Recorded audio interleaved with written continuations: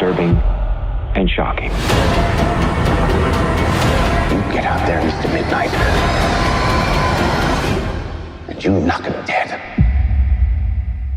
Late Night with the Devil is a 2024 found footage horror movie. Written, directed, and edited by Cameron and Colin Carnes. It stars David Desmouchin, Laura Gordon, and Ian Bliss. It's presented in a found footage style, showing Jack Delroy, the host of a fictional 1970s variety late night television show. And it's shown as a rediscovered master tape of an episode where havoc unfolds when Delroy interviews a parapsychologist and the subject of her recent book, a young teenager who was the sole survivor of a satanic church's mass suicide. Please welcome Dr. June Ross Mitchell and Lily, the young subject of the book, Conversations with the Devil. So I just got back from seeing this and I had a great time with it. I love how creative and unique it feels because I'm a fan of found footage, but I feel like a lot of it has been done, in so many different ways. There isn't a lot of unique ways left to present a found footage movie. And this finds a new angle on that. It does it in a different way because it is found, as in it's this found tape of this past show from the 70s, but because it was aired on TV, it's still a decent quality. So it's not that shaky cam style, on a home camera or on a phone or however else we've seen found footage done. This instead is filmed in a studio. And so even though the footage is degraded because it's old, there's not any of that shaking around or making you nauseous or having a hard time seeing things. It's none of that. But I loved how charming it was. For a big chunk of this movie, I was just enamored by that 1970s aesthetic, and especially with the Halloween aesthetic, just the props and the design of things. It just really took me back to being a little kid. And even though I don't really remember the 70s, because the year that this movie is supposed to take place was the year I was born, so I don't really remember Halloween from this era, but I do remember it from being a kid and still seeing a lot of that same aesthetic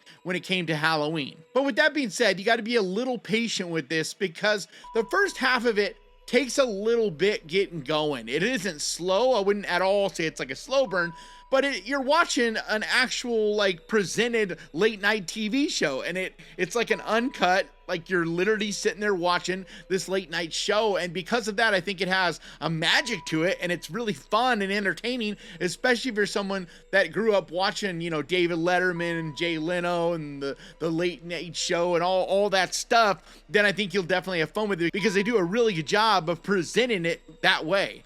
But there isn't a ton of horror, there isn't a ton of things that happen in that first half of the movie. But after that, things start to pick up and ramp up, and it definitely gets more and more horror, and really goes there in the final act. It gets off the charts wild. It's just crazy stuff. It's fun. I was literally laughing out loud and cheering in the theater, and I wasn't alone. There was only a few other people in the theater, but they were all having a great time with it too. It's just a fun movie. But then that final bit of it gets actually kind of dark and gets a little serious, and it's a little bit of a tone shift because up to that point, it's mostly just kind of a fun romp.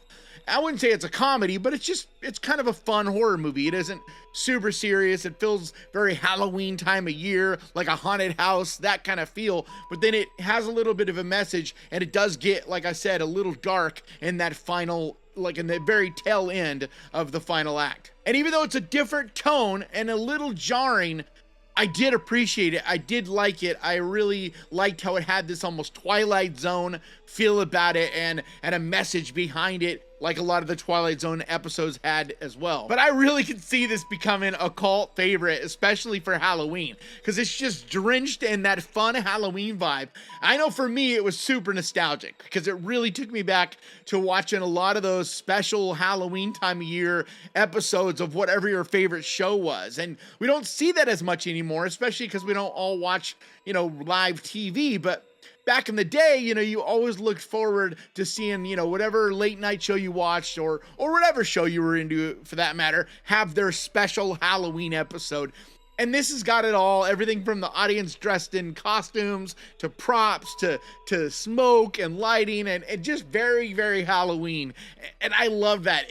Especially, I've been jonesing for Halloween. It's like the halfway to Halloween mark, and this is the time of year where I guess we're not quite that far yet, but I always start to jones for Halloween when we get to roughly the halfway point to Halloween, I just start to wish that it was that time of year again, especially because where I live, it's just starting to get really hot already. And I'm just like, no, I want the fall. I want Halloween. And so this is just refreshing and just gave me a huge smile, as you can see. I only wish that this had been released closer to Halloween because I think the buzz would get even bigger behind it. The great thing is it's in theaters right now, and it's a fairly wide release. From, at least in my area, it's playing at basically every movie theater near me. So you definitely should be able to get out there and see it.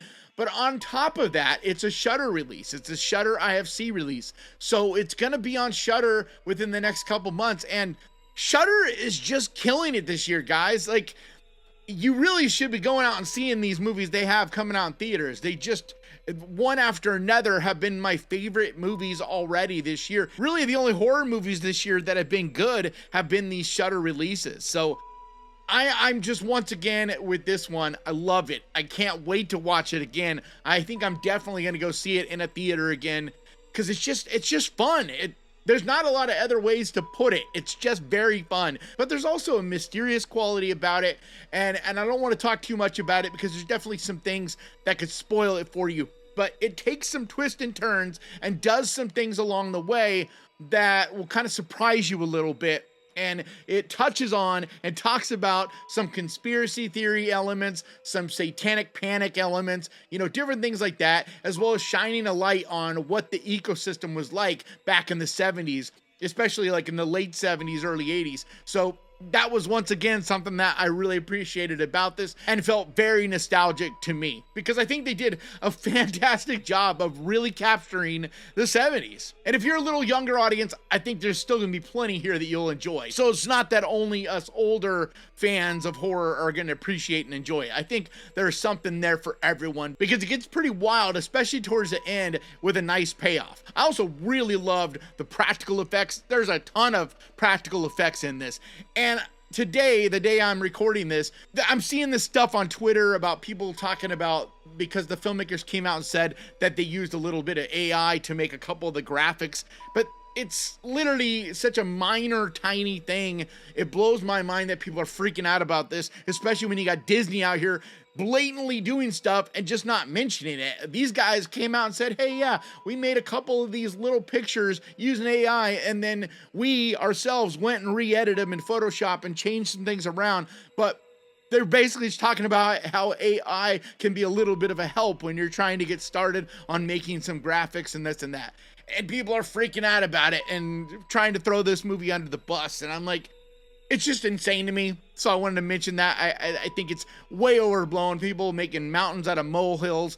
This is a great movie with a great art design, a lot of practical effects, and artists were involved in this. And especially for such a small budget kind of movie, it's fantastic. And I can't forget to mention David Dismalchin. I am so happy to see him with a main role in something because he's always this unique guy, kind of as a side character, but he does such a great job at all these different characters. He's a fantastic character actor, but seeing him in a main role and killing it with emotions, and I mean, he literally shows an entire range of emotions in this, and he's fantastic at it. He's likable and yet smarmy and slimy. He's just this unique, layered character that is so captivating in this. But it's just a unique, creative, fun little movie. It's not perfect, so don't go into this expecting like the greatest horror movie ever made. But if you go into this with the expectations of just being entertained and having fun with great visuals and just enjoy the experience, the moment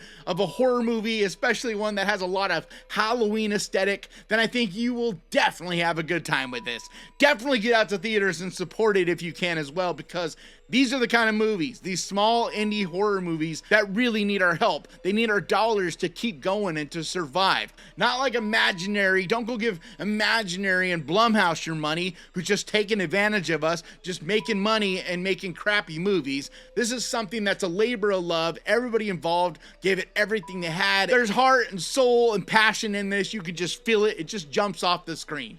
But that's going to do it for me today. Thank you so much for checking this out. If you enjoyed it, do me a favor, hit that subscribe button and ding that little bell, because that is the best way to keep track of this channel. And when I post videos like this, and I post videos like this every single week, I also want to give a huge, massive, enormous thank you to the Ghost Pirate crew, to you guys over on Patreon, and to the channel members over here. You guys mean absolutely so much to me. And if you would like to help support this channel, there's a link to Patreon down in the description. And if you want to become a channel member and help support the channel that way, there's a button right down there that says join. But like always, thank you so much for watching. Please crush that like button, and remember guys, horror can be fun! And if you enjoyed this, click right here to watch me talk about another movie. And I'll see you guys next time!